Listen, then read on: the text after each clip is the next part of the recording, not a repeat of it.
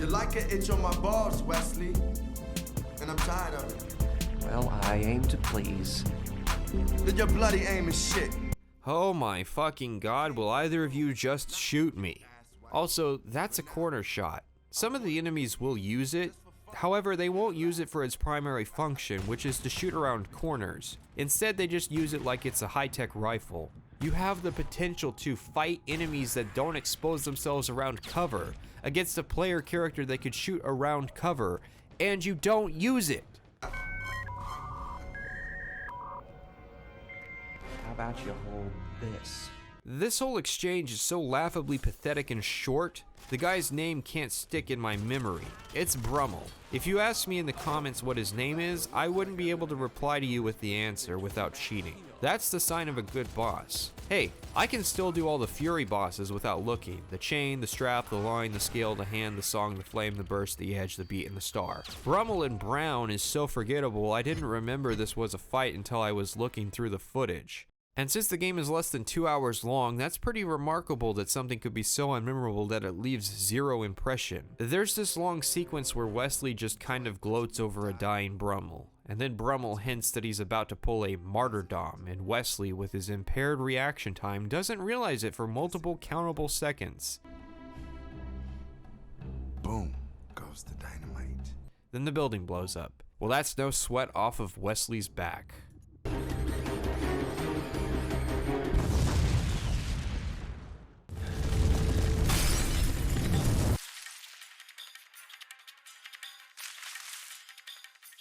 This is coming from a dude who flunked gym. Wipe that smirk off your face! How'd they know? How did they know?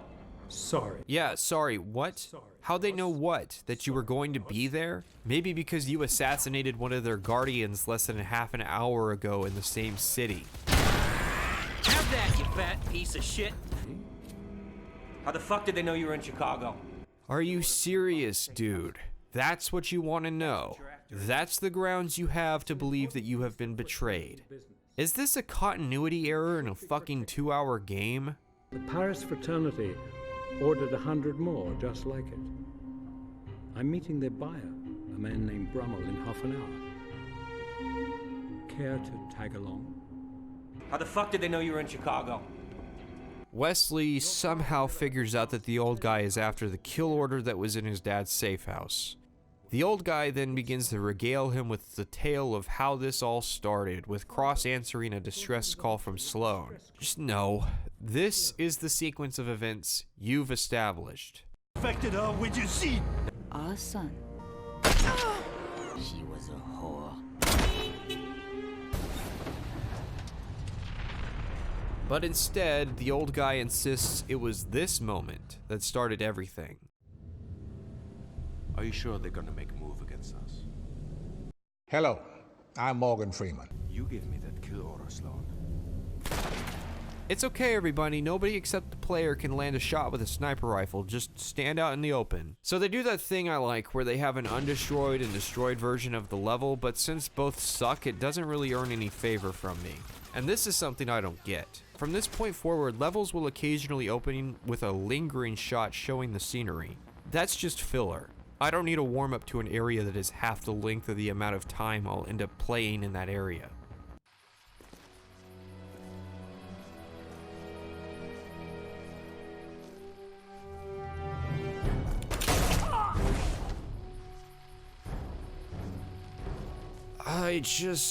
No, come the fuck on. You couldn't find a better way of doing this?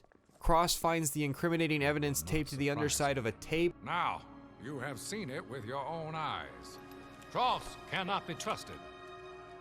You must meet his fate. I'm so fucking mad right now. Shit is just happening because the writer needs to check off some boxes for events that happen in the story. Fuck logic or reason, fuck Cross figuring out that Sloan betrayed him by giving him a fake kill order. How am I supposed to believe Sloan was any kind of threat if he's the sort of dumb fuck that leaves a kill order, God knows who it's for, taped under the magic loom? You're joking, right? I have I literally, I swear, I just had it here 2 seconds ago. No. It's gotta be real. Did you see a How could you be so fucking stupid? I know, maybe a janitor came by or something. A janitor? Yeah. Find the fucking folders! A fucking janitor! You're a dumb fox! A dumb fox! One more thing, Eugene, give me a second. If I ever find one of these lying around again, I swear to fucking God, I will stop being so polite. Get the fuck out of my sight before I demolish you. Cross shoots up his workplace, which is oddly satisfying because it means we get to fight enemies that aren't the same stock French goons we've been fighting and are going to continue fighting after this level ends. It's really a testament to how much a level can improve if you just add a little enemy variety. It's this cutscene in particular that was the moment I realized the game had only 2 songs, and they didn't exactly have a whole lot of variety. Also, it's time for another turret section. This time it's timed for how long you can last. Great. Also, the Immortal shows up. You can't hit him. It's a neat detail that the game doesn't draw detail to. Good job doing something cool. Bad job surrounding it by a god-awful turret section. Cross train hops and the Immortal joins him. They trade curve shots and the Immortal gloats about his title. Then Cross blows his gun up in his face and dies off screen. Well, on screen in the movie. Bye, Cross. You know, ever since Fury, every game I've played has had multiple playable protagonists, counting Esteban in the Cursed Crusade, even though you can't play him outside of co-op. I need to break this trend at some point. The old guy says it's a shame he only got to see Cross's eyes in death. Yeah, it's nice of you to say that, but Cross could hardly keep his helmet on. This is, of course, a callback to the very first scene of the first level where Uncanny Wesley wakes up in a cold sweat over the mask. Yes, that was a Chekhov's gun. For what? I don't know. But seconds later, the game pops up that Wesley found the killer suit in something called the Nightshade Gun. So, are we missing a scene? Also, the old guy disappears, I guess to go hang himself now that his plot usefulness dried up. Next level, somewhere in the Pyrenees. Pyrenees is a range of mountains in southwest Europe that forms a natural border between Spain and... Oh god, just play the nuke clip.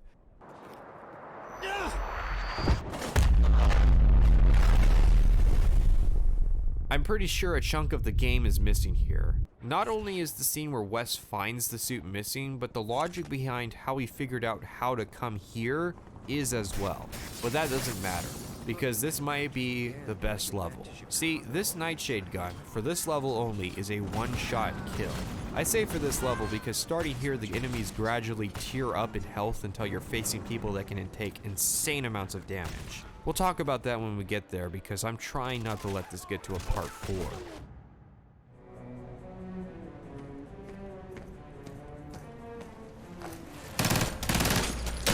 Ah, Wesley, so predictable. Ready to die? Yikes, don't we at least get to mate first? Yikes. I'll fix this line for you. Don't we at least get to fuck first? It's a grosser line, which matches the character and isn't awkward as fuck. This is Aranya.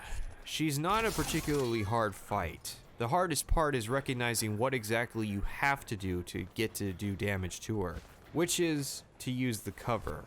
Ew. Although at least she had more than one scene before dying, which is more than I can say for... I already forgot his name, and I covered him in this part. Aranya is hanging on for dear life, but between her hand and the rail happens to be the kill order that Wesley wants. That's just really contrived. I feel like I'm spiraling into madness here. I gotta tell you, I wouldn't have minded making her scream another way, but what the heck. At least her ankles were skyward. I'm not exactly sure why Wes got all sexual just for this scene, but Wesley goes into a nearby tunnel or something like that and visits the graves of what he says are the world's most famous assassins. Apparently, every assassin ever was a part of the fraternity. Let me see. Assassin's Creed 1 release date. November 13th, 2007. One enemy I haven't mentioned is these knife guys. Why they are there is that it's a movie reference. It's stupid considering their obvious tactical purpose is to lock up Wesley in hand-to-hand while everybody else has the opportunity to kill him, but no one ever does. And they all get killed in the same button-mashing QTE that plays every single time.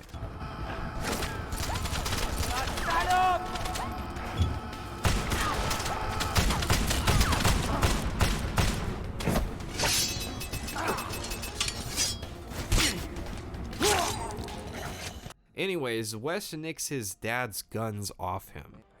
Wes, those things suck. Thus starts the third act of the game, one long level set in one location we've already visited. This is where the game really drags its heels, and unfortunately it's not exactly the most interesting locale. Maybe if it was 35 minutes of office blocks as Wesley fights his way through an entire skyscraper or something, but no. Old bombed out European town, catacombs and church, all set at night. I'm going to spare you most of the proceedings of these levels for the sake of brevity. It's just the same encounter, over and over, with the enemies gradually gaining a resistance to bullets. I want to emphasize this. Wesley starts the segment at 195 kills and ends it at 393. That's 198 people, or better yet, just slightly over half of the people Wesley kills in the entire game, and it's all in one location. Wesley finally reaches the top of the church tower to confront the Immortal, who has a large gash where half of his face used to be. Hey, I like my dad fucking your face. I did not edit that line at all, I promise. So we fight the Immortal. As a kind of mechanical conclusion, you can either curve shot him to expose him or slow motion when he's running across to hit him. And conveniently, if you run out of adrenaline, there are just Frenchmen climbing up the side of this giant monastery for you to kill and get more adrenaline. Why they didn't just make it infinite for the fight, I'll never fucking understand. Given the game's gratuitous display of the loving detail put into his gory face, I have to assume the developers are taking the piss. Yeah, definitely taking the piss, and that's Wanted, Weapons of Fate. While I think the Cursed Crusade had the heart and passion behind it, I cannot say the same for Weapons of Fate. It was very clearly only innovated mechanically because those abilities were in the movie. If Wanted 08 had been a generic action movie, Wanted 09 would have been a generic action game. The game's writer credit goes to John Zur Platten, whose resume consists mostly of movie adaptations and isn't exactly surprising, but then again, he was credited as working for Universal, not GRIN, so I'm guessing he wrote this out in an afternoon and GRIN was stuck working around this stupid fucking script. This game has limited availability. Here's my physical copy again. No Steam code this time, this is an old school disc-only kind of game. It was 2009. I believe Steam at the time was only hosting Valve games. As is happening with the Cursed Crusade, physical copies are becoming a commodity that is overpriced in value simply because of their scarcity. Which is a shame, considering everything I've said. Weapons of Fate is a good game. A bad story, but the game insists every cutscene on reminding the player on how to go about skipping the cutscene, so if you just treat it as a technical demo with a level pack, it's not nearly as bad. Since the cutscenes are pre-rendered, I tried deleting them to see if I could just get it as a back-to-back level experience, but then the game crashed. You can put in blank Bink files and it'll instantly skip the cutscenes, but half the game crashes since I guess it isn't long enough to cover up the loading sequence. Figuring it out isn't really worth the effort on my part, in my opinion. I guess I'd be remiss if I didn't mention some of the extra content. There's headshot mode, a single player version, except you have to headshot all the enemies to proceed, the failure of which does not instantly fail you, but instead forces you to keep going until the next checkpoint before it fails you. So yeah, pass on that. There's also close combat mode where you can only use melee attacks. Pass on that. There's a variety of quote-unquote gameplay enhancements. These are basically gameplay cheats. You have health improvement, but no god mode. You have the instant kill mode, infinite ammo, infinite adrenaline, and a bunch of special characters for you to unlock. These cheats can solve a bunch of the problems with the game, so I'll throw them on screen. The downside is you can't get the collectibles, which are comic cover art easily found on the internet, concept art, who cares, and a trailer for the movie and some behind the scenes of the mocap they did. So really no downside to using cheats. For instance, like going fast and killing people in one shot with infinite curve shots, well there's the fix. Infinite ammo isn't really necessary until the end of the game just because of enemy sponginess, making that cheat unnecessary, and the special characters have the added benefit of shutting Wesley up, so hey, there's that. All you have to do is track down a copy of the game, beat the whole game once, use a bunch of cheats, tediously mod the game to cut out all the cutscenes, and then you have a slightly below average cover shooter with a unique idea, instead of a shit one. Don't want to do that? Yeah, I didn't think so.